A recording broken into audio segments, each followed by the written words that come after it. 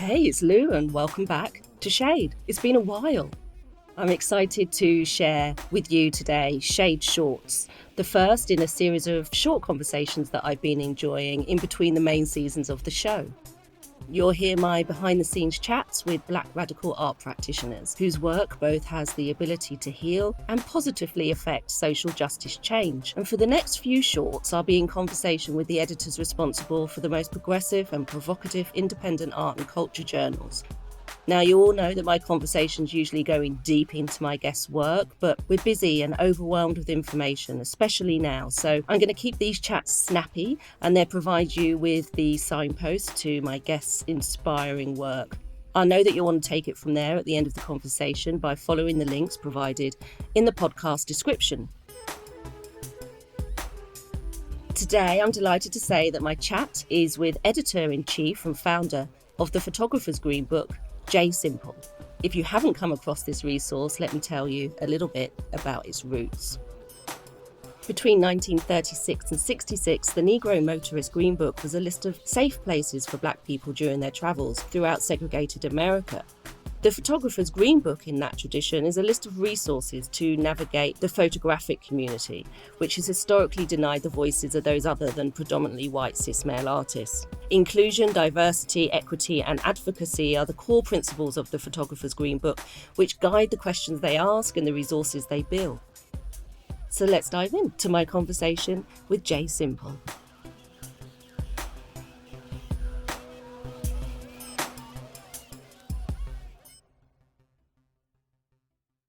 I think in a way, all the things that I do, I kind of see as a part of my artistic practice, whether it's the work through the Green Book, my own photography practice, or even like teaching or engaging with institutions, right? I think of those kind of contributions as a part of my practice, but as sort of like the artist, right, quote unquote, I'm really interested in how we create these social structures and these ideas around identity of who gets to have equality, who gets to have a sense of humanity. And so I've been really looking into these topics as they center, a lot in my own experience in the United States. But I think in having conversations about equality, inclusion, and the effects of colonialism and white supremacy, on those things, there's a wide range of places and spaces that those conversations are being had.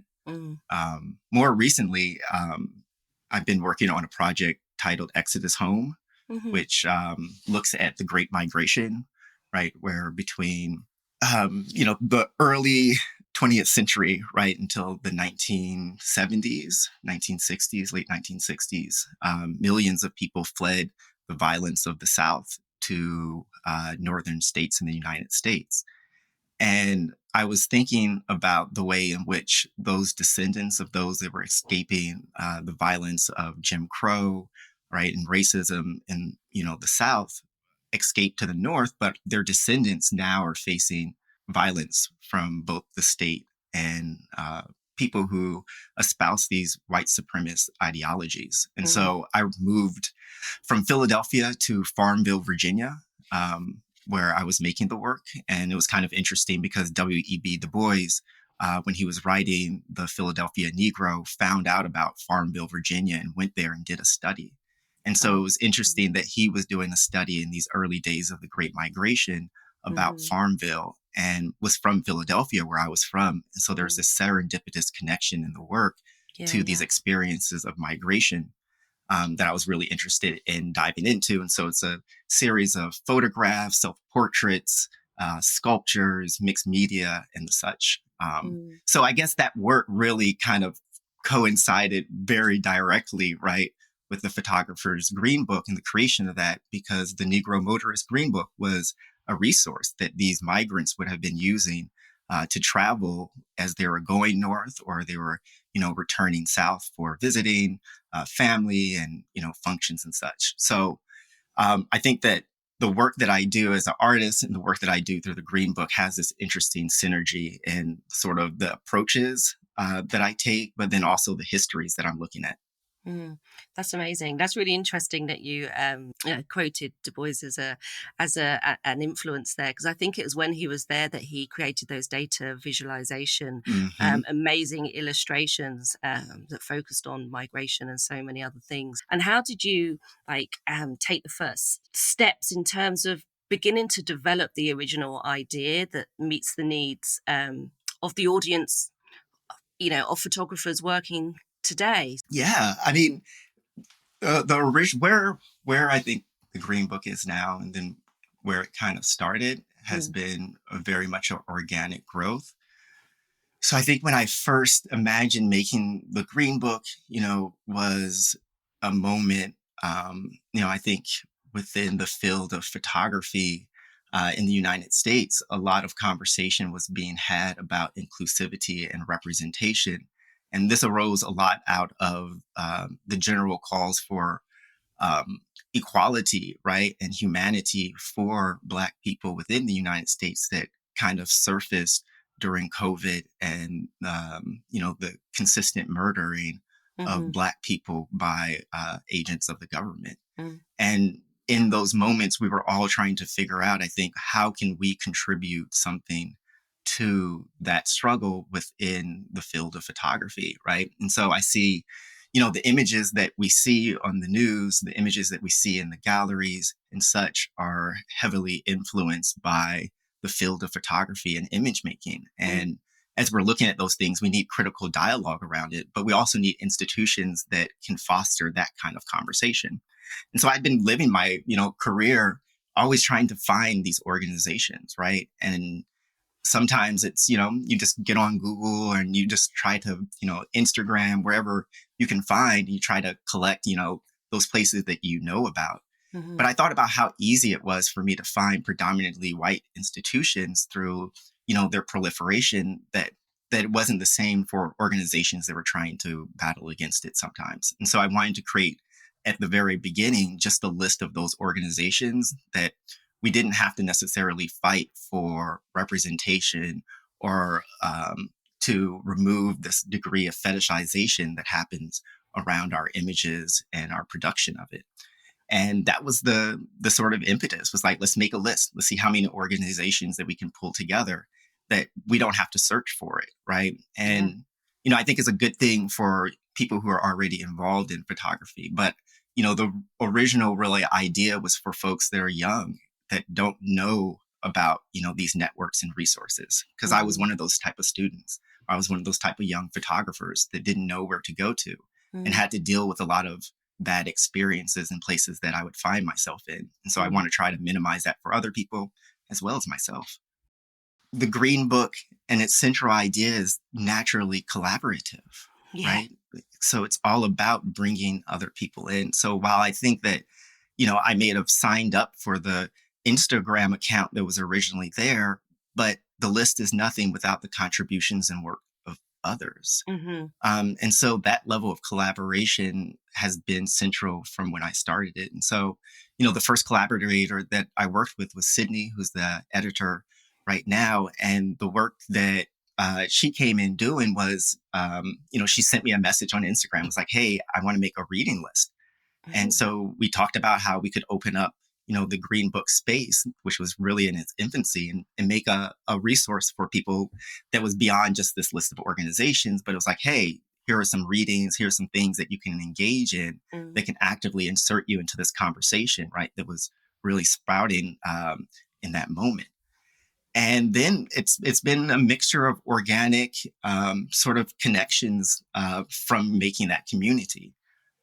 So Ali came on as the um, designer of our first publication, and so she was, in the network of Sydney. And then Zora came on as our educational director more recently, mm, and he's been a thought partner of mine's around the Green Book and like that inception of it.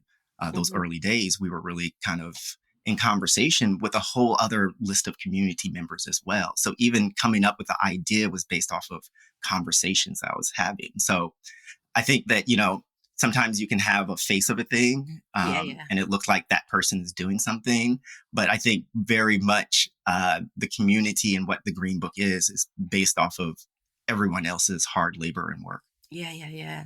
And you made a really important choice to not only produce online, but also you have a print offering as well. And it's an interesting choice. And I just wonder how one supports the other in terms of what you are focused on expressing through the two different mediums.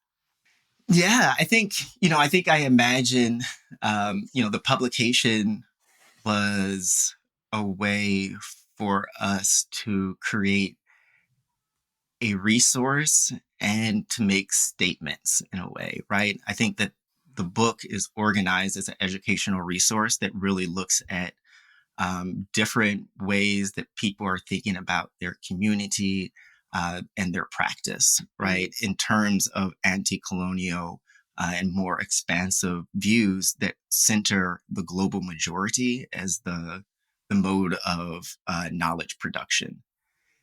mm, And so for me, that works in the world a little bit differently than what we do online because we can get a little bit more in depth, right? And we can have a little bit more time to be able to work on a particular idea and then make it artistic with like the images and the production of it. And so the book itself has a lot of interviews, but then it also has questions in it, right? So after everything that you read, you can also engage with it as a learning tool to find these threads that are going throughout, folks across the diaspora that are engaging with how do we make a space for ourselves and how do we create a visual language that is central and representative of us. And then I think that book, right, then kind of can work as a further engagement with the things that we're doing online, where sometimes they're like, these quick conversations, right? mm. Get on live for 45 minutes, right? And you can engage in a conversation, but there's so much subtext under a lot of those conversations that Yeah, I yeah. think these publications allow us to spend a little bit more time with. And so as we move forward, we're really thinking about how that publication can do that in different realms and aspects of photographic practice. And so right now we're working on looking at how photographers within who deal with disability and ideas of mental health Mm, and and how do they imagine along with us a space of comfort, but also how can we be inclusive in the ways that we think about mental health that can be more productive than sometimes these rules of the type of people versus these type of people.